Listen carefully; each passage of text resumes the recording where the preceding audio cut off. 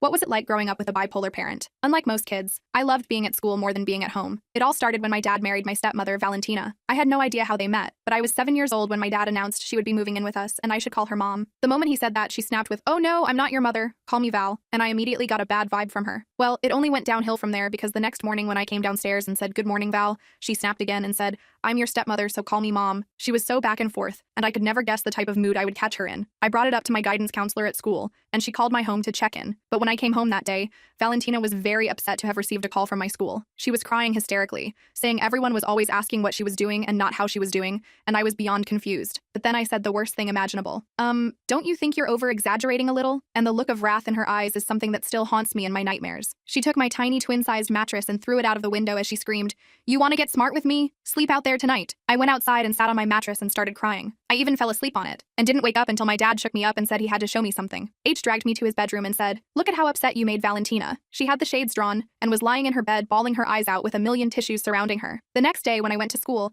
my counselor pulled me in and said my dad called them to explain that my stepmom was bipolar. She then showed me a video on dealing with bipolar parents, which I found to be completely useless. One was living on eggshells every day, until one day everything went left. I was playing in the front yard with a friend, and he accidentally threw a baseball at me, and it hit my eye. I ran inside crying, looking for my dad to grab me an ice pack, but Valentina was playing Madonna on the stereo at top volume and I couldn't yell for my dad loud enough. So I hit pause on her stereo, and within seconds, she walked out of the bedroom with something silver in her hands, which I only recognized from movies. Next thing I knew, they heard 2 loud pops, and the window behind me shattered as she yelled, "Don't you ever stop my music while I'm cleaning, you little punk," and I froze in shock. I ran out of the house crying, and saw my friend already halfway down the block. He was crying as he said he heard the shots, and I begged him to let me come to his house. Once we got there, Elle explained everything to his parents, and they called the school, but the guidance counselor said there was nothing they could do for a kid with a bipolar parent. With kindness in their hearts, they told me I could spend the night at their house whenever I wanted.